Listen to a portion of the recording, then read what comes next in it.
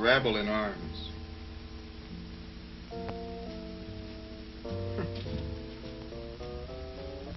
Wonder how that...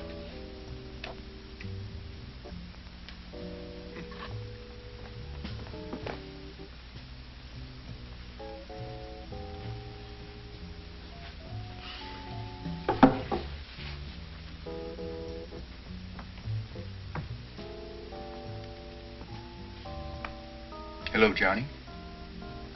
Who's there? John Smith, I believe. That's right. Who are you?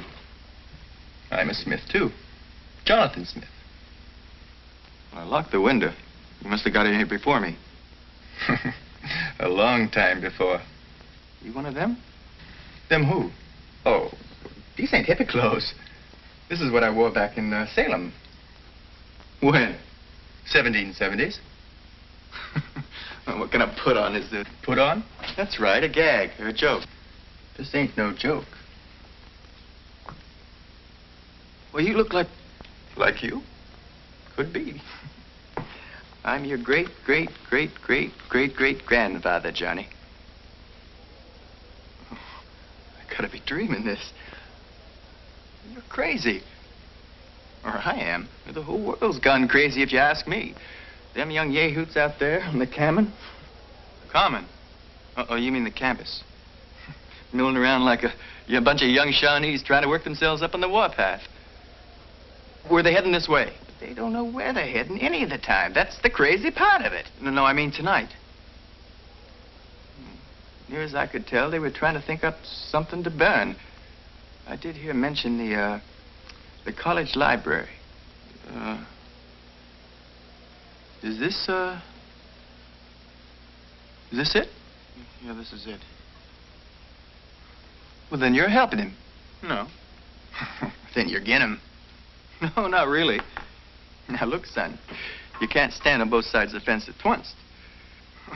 You can't be my great-great, well, whatever you say. Well, you're younger than I am. Well, maybe. I was just 20 when I was killed, Johnny. At Ticonderoga. Oh. My son, less than 2 months old. Well, I'm sorry. I was luckier, I guess. I was in Vietnam. But I gotta get back to my studying, okay?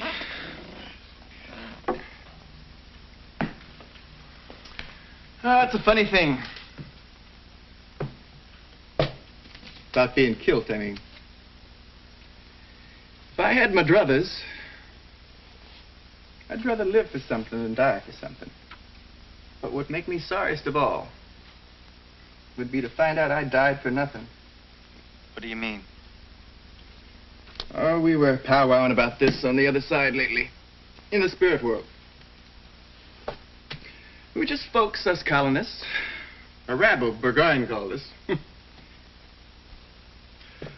course, our lives wouldn't hold a candle to what all you got, but, we appreciated it just the same. Sometimes I think a heap more and, well, never mind. As I was saying, we were talking about this country, these United States of America. We gave our lives to start, and was it worth it? Well, some of us have come back to find out. We just don't stomach a bunch of hooligans trying to tear down what we gave our lives to build. And you know something? We're even disgusted at the rest of you for letting them do it. Cool it, Pop. Grandpop to you. Or Jonathan, if you want.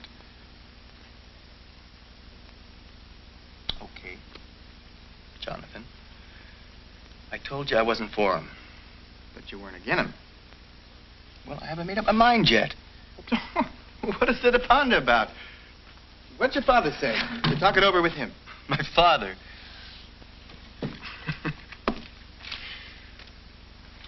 I haven't seen him since high school. He just took off one day, and that was that. I'm sorry, I didn't know. That's okay. I'm getting over it. Mom's remarried, though. This time to a real no-good-nick. That's when I left home.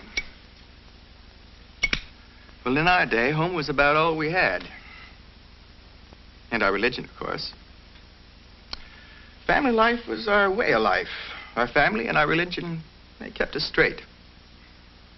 If a fellow wanted to go wrong, he had to work at it. But today, well, home just doesn't seem like home anymore. Who needs it? Not me. That's because you haven't found the right girl. I found dozens of them. But why keep a cow when milk's so cheap, huh? Now, don't talk like that, Johnny. Oh, I reckon it's hard not to be bitter over a broken home. But you are responsible for you. Besides, you're a stripe above those rowdies out there. You don't have to sink to their level. They're young yet. They do and say a lot of crazy kid stuff, but that's what they are. They're just kids. Even so, what they come up with makes a lot of sense. Look, you are a revolutionary. Well, they're revolutionaries. What did you say? You're calling us look like a rabble? Well, God knows, most of these kids don't look like anything human. You're right, Johnny. God does know. And he's been real patient about it so far, don't you think? But don't compare that riffraff to your founding fathers. We were making a place where people could worship God. And these people want to deny God and want to deny him to others. Then what do they offer instead? We thought of only building something. And these people think of only what they can destroy. And again, I say, what do they offer in its place?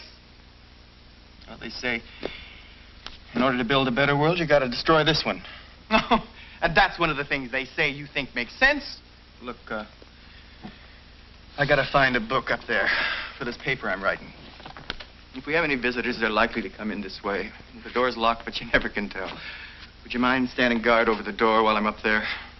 If you hear anybody fooling around, well, give me a whistle, okay? Sure.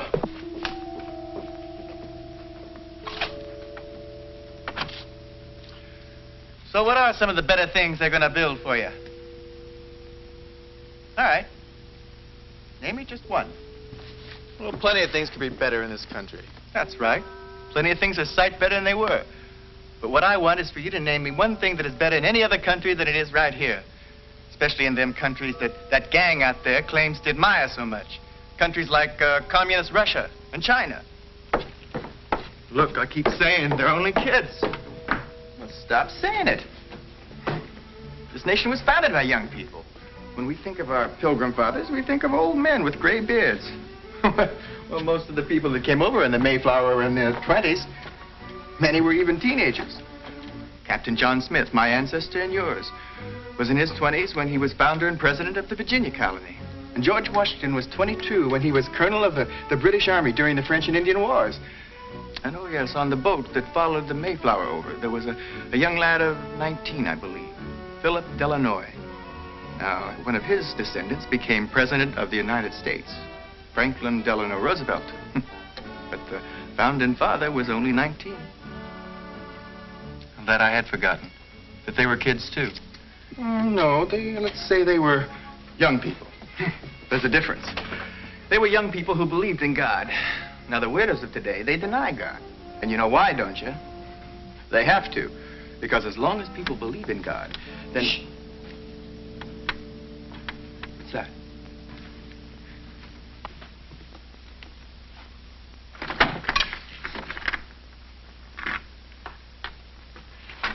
Oh, it's you, John. Good evening, Dr. Hardin. Hello, I saw the light. Well, I'm knocking out a paper on heartbeats of turtles. With a baseball bat? Oh, well, I saw it outside the field house on my way over here. Well, I heard some voices. I thought maybe someone was in here with you.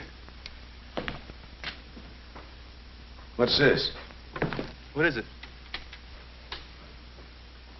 Huh.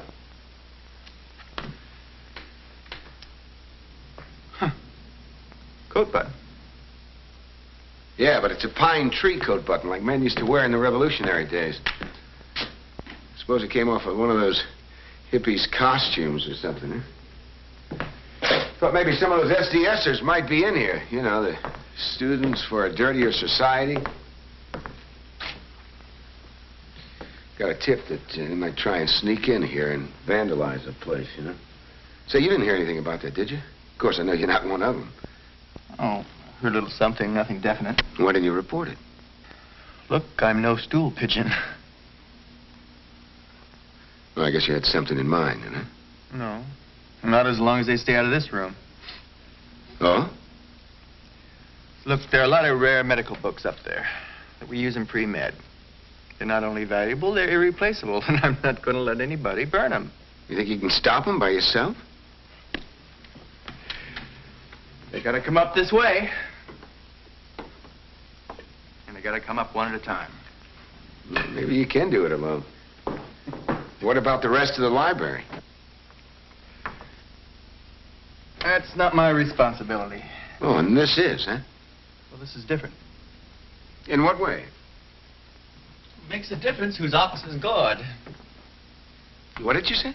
I didn't say it. He did. Who are you? You one of them out there? Mister, that's a question I'm getting mighty tired of answering, if you don't mind. He's a distant relative of mine. Jonathan Smith, Professor Hardin, History Department. Oh, Jonathan, I beg your pardon. Pardon me, Professor. What was it you were saying about whose ox is being gored? Well, it's an old saying.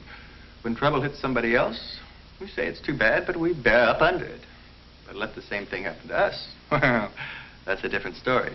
We try to do something about it. Your relative's right, you know, John. Well, there's more to it than that. I mean, there's certain rights involved here I happen to believe in. Well, I may not agree with everything they say, but what's the clarion rest of it? I'll defend their right to say it. Well, that's what democracy's all about, isn't it? I mean, free speech, including the right of dissent, and human rights over property rights. All right? Oh, boy. If you ever heard such bunkum, read your Constitution. There it is. You see, that's the irony of it, Jonathan. They always piously invoke the very Constitution they want to destroy. And furthermore... Wait just a minute, John. Look, if we're going to have any kind of a meaningful dialogue here, then I can't let you just spout out a mouthful like that and go away and leave it, okay? Right on. Right, these rights you were talking about, human rights over property rights. What human rights are violated by this library being here? And what possible human rights could be furthered by destroying it? Well, it'll shake people up, call attention to other people's needs. What people? What needs? You say pre-med needs? All right, well, pre-med only makes up one part of this university. What about the law students? What about the scientists, the engineers, the political economists? Huh? I mean, they all have a need for this facility. The property of the building was built, the books carefully accumulated from the contributions of thousands of people who will never even see them. Ordinary people, older people mostly, who gave their money for what? For what purpose? So that you and other young people like you today, next year, years to come, can help to find a better education, to live a better life. And what makes you think you can disassociate your property rights from human rights anyway? You see, John, you don't have to own property to have property rights in it. Hmm? All right, you're studying now to be a doctor, right? That means you'll be interning at some hospital around. And there, you'll be working with equipment costing millions of dollars, millions. I'm going to have to mine a 2 million volt X-ray therapy machine costing, I don't know, $150,000. Now, wouldn't it be a serious infraction of both your property rights and your human rights if that wonderful machine were destroyed just to shake people up? Wouldn't it? Maybe I ought to give you a closer to home, more practical example of what I mean. Take what happened right here in Clovis last summer. The riots, the burning, the looting. A lot of stores were destroyed there. Among them, a drugstore, a grocery store, and a 5 and 10 cent store. Now, those stores have not been rebuilt. Now, the senseless, irresponsible destruction of those properties was a far greater blow to the human rights of the people of that community. Well, that was unfortunate, but you know what they say. If you're going to make an omelet, you got to break a few eggs. Oh, John. Yeah, and I've noticed the ones who say it, it's not their eggs. They're not talking about just breaking a few little eggs. They're talking about smashing human lives. And they call it the right of dissent. Sure, we have a right of dissent in America. You realize how much dissent you would dare voice if you lived in Russia or China or one of the other communist countries that they profess to admire so much? One little peep, bang, kaput. Sure. The right of dissent is a very real and precious part of America. Its power has helped bring about some of our most cherished social and economic advances. But even in America, the right of dissent is not the right to destroy. I mean, if a goal is holy, you only debase it in the eyes of the world if you stoop to unholy acts to attain it. You call free speech an unholy act? Free speech. It's a beautiful concept that's been deliberately fouled up. Freedom of speech is now freedom of filth. I agree. They're throwing abuse, not bullets. I mean, words never hurt anybody. John, if you believe that, you are nuts. Words a lot less lethal. They have hurt plenty.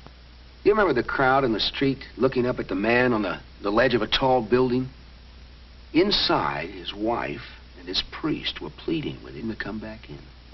And down below, the crowd was chanting, jump, jump, jump, jump. You know what happened? He jumped. The words killed him. And the people down below shouting those words were murderous. And what's happening on high school and college campuses, huh? There should be more shooting than looting. That's the only thing I agree with. Black folks trying to loot when they should be shooting. If you're gonna loot, loot your gun store. Rabble-rousers like Rap Brown calling on student bodies to carry guns. Well, as you can see, words breed guns and more guns, and retaliatory guns, and bombs, and killing. All part of this freedom of filth. Filthy language no decent person would speak. Filthy books and magazines no decent person would read. And filthy movies and stage shows no decent person would sit through. All of this filth. To what purpose? Fast buck, I suppose. No, that's not the purpose. That's the lure. Lure. Sure. But the single, all-out, deadly purpose is the destruction of this country. See, our enemies, headed and masterminded by worldwide communists, they found out that they can't destroy us from without until first they weaken us from within. And John, they think they can do it. They have every reason to think so. Historian Arnold Toynbee points out that's how 19 out of 21 nations have gone down the drain before us. Internal decay. The breakdown of moral, ethical, and religious principles. That's what I tried to tell him. The ragtags have to deny God, because as long as people believe in God and his laws of decency, then they won't go along with what these lowlives want to do. To create an atmosphere of general acceptance to all kinds of degeneration. And to sell their propaganda, they need a lure. The fast buck, huh? It's lure enough for certain types of publishers, producers. Then for the younger generation, the lure, of course, is free sex, you see. Because it makes light of marriage and breaks down the institution of the home quicker than anything else. Instead of love, honor, and cherish, as long as you both shall live, it's, hey, let's shack up, baby. As long as you please me sexually, or as long as you pay the bill. Or until someone else comes along that I like just as much. Oh, Doc, your bucket won't hold water. Come again? You paint free sex too black and married sex too white. But forget what I think personally, but what you think. Your own university doesn't agree with you. Here's this year's catalog. Turn to page 27. I know what it says on page 27, or rather what it doesn't say. Right. And it only took 2 years. Now, 2 years ago, the students demanded and got student representatives on various governing boards. And soon after, the rule was changed to permit men and women to room in the same dormitories. Now, this year, the Student Faculty Housing Board voted to drop the rule against cohabitation, premarital sex, and overnight visiting. So whether you like the idea or not, Doc, a lot of us guys and gals think that sleeping together because you want to is a lot better than sleeping together because you're supposed to, no matter what any of you married hypocrites may say. Oh, there are no hypocrites in this free love commune of yours, huh? Come on, get off it, John. You know these guys are only in there to grab what they can as long as it's free, with no responsibilities on them, no protection for the girl, no commitments to each other. They know that a marriage license means a legal contract. What's that? I'll tell you what it is. It's nothing. For years, we had a football coach here, Coach Bland. He's the reason I came here instead of state. Well, I looked up to Coach Blandon, not only as a coach, but as a man. Well, last year he signed a new 5-year contract. And this year the pros offer him something better, and bam, like a rabbit, he takes off. Well, he jumped his contract, his legal contract, and left us just like that. So don't talk to me about honoring contracts, hmm? John, you have every reason to admire Coach Blandon. He's every inch the man you thought he was. Mm-hmm. And there's certain circumstances I could explain to you sometime when you're not engaged with that cigarette. This? Yeah, it is marijuana, isn't it? It's only a question of time before it's legalized. Let's not smack, you know. I don't go for heroin. No, no one goes directly to heroin. But nearly everyone on heroin started with marijuana. That's why there are people that want to legalize marijuana. They figure if they can get the young people of this country onto hard drugs, they can destroy your generation, or in this generation. Now, Doc, let us not get uptight. The drugs have already gotten a frightening hold in this country, mostly on our young people. Drugs are the reason why our crime rate is climbing 10 times faster than our population. Well, this is a nation that's in serious trouble. Well, I hope you're not blaming young people for all of it. Have you ever heard of unemployment? Most young people can't even buy jobs. For years, we've been told, get a college education. To get good jobs, you need an academic degree. Well, academic degrees are lucky to be sweeping floors, and that's not our fault. You said it. This world's in bad shape. Well, it's a world we never made. Oh, and America wants to make love, not war. Wow. Well, so who doesn't? But they still want high wages that go along with wartime jobs, and all the while the national debt's going up and up and up and up, and you want to cop out and leave it as a legacy to our generation to pay for it. You bleat about this country being in serious trouble. Well, wake up, Doc. This country's already over the brink. It's down the drain. You talk about an America that no longer exists. Get up! Sit down, Doc. What did you say? I said sit down. Those are our commandos out there. They're in the building now. They're wrecking the place. Don't try it, Doc. Don't be a hero with a broken head. You know what they'll do to all of you for doing this, huh? Sure. Nothing. They never do. We're legal dissenters, didn't you know?